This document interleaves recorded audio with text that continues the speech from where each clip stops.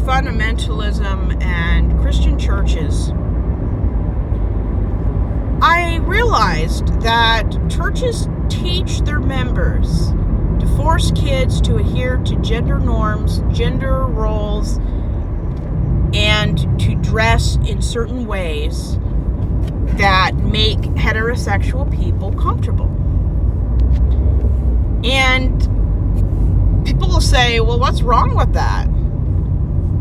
What if the child you're pushing into hetero norms is not and cannot be heterosexual?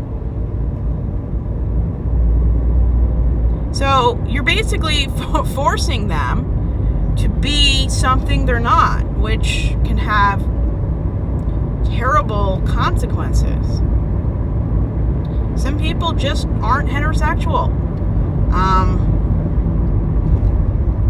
My therapist says 18 to 22% of people just can't be heterosexual. It's not who they are.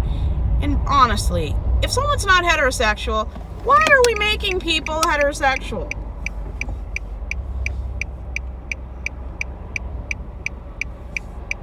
And it's just something that Christians do so well. And they have to, because their entire religion hinges on heterosexual normality. They can't help it. That's just the way Christianity is. Now, do all Christian churches and religions force conformity? I don't think so. Some churches embrace different kinds of people, especially the more liberal, if they're not under a denomination that will kick you out for having a female pastor, those kind of churches. Churches that are more liberal, more welcoming, those churches aren't going to fit under this diagram. But it never fails. There's just something about Christians where you have to force your kids to be a gender norm. And if you have a kid that easily fits into traditional roles, there's nothing wrong with that. There's never been anything wrong with being heterosexual. Just don't be boring, okay? But you need, even if somebody fits into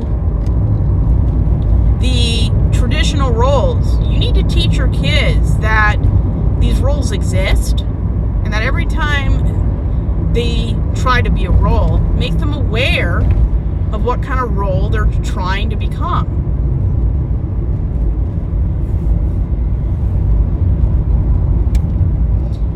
So, it never ceases to amaze me the lengths that Christians will go to maintain hetero privilege. We shouldn't even have gender roles. Heteros created gender roles to get privilege because they knew approximately 20% of the world's population isn't hetero. That's why they created gender roles. So that 1 out of 5 men would be uncomfortable. And it's just the way it is, especially in countries that are ruled by 80% of the population identifying as religious. Why are countries that are 80% atheistic and humanist and anti-religion, why are they the most progressive countries? The countries that have the best health care, the best quality life for men and women. Because they don't hold to the patriarchy and myths. They embrace modernism. And when you force kids into gender roles, you're limiting their potential, their progress, their future. We need to just obliterate and get rid of gender roles. Because we're not tennis shoes. One size does not fit all. Everyone wants something different. And even women who fit the stereotype of a cis heterosexual woman, they're all unique. One size does not fit all.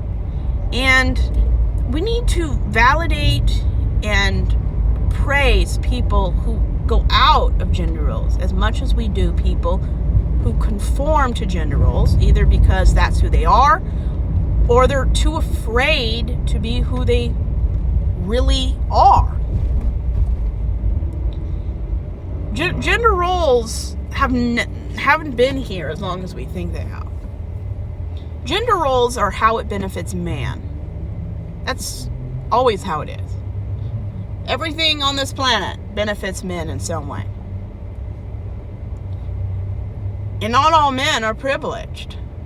Because if all men are privileged, then we have a problem. The patriarchy hurts everybody, even men. Because not all men measure up to the alpha male kind of front. But Christians have to force people into gender roles, heterosexuality, without just letting everyone find out what's right for them. There's only one right way to live. There isn't. There's many ways to live. And shaming people for not being married is because of the toxic expectations of being heteronormative. It's always the image of respectability. And at the end of the day, just get rid of gender norms and gender roles. Let people make the relationship and identity they want. And just because they're heterosexual doesn't mean they're ever going to act on it. I've never acted on it because I prefer to travel over having kids and a family. And there's nothing wrong with me. And I don't tell people how to live. I just talk about things that bother me about terrible environments I've escaped from, like really bad. I'm just done with all that toxicity. It makes my skin crawl.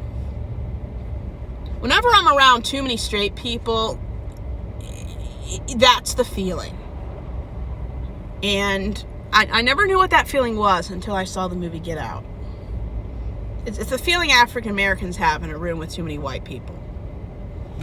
When there's too many straight people in a room, I get a little scared.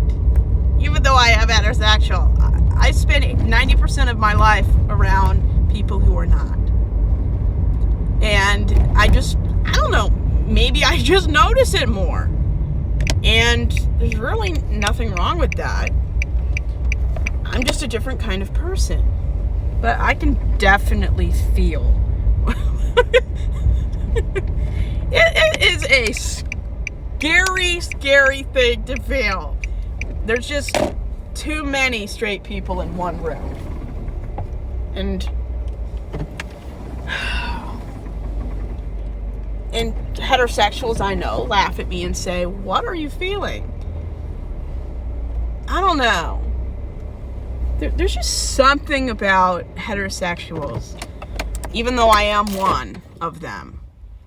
They just have to force you into some gender expectation or race role. I don't know what it is. It's their ideology. That's why. But people are so uncomfortable when heterosexuals and other people don't conform that they make it weird. So hopefully the next 3 generations, alpha, beta, and whatever comes out in 20 years, they just stop doing the toxic gender role.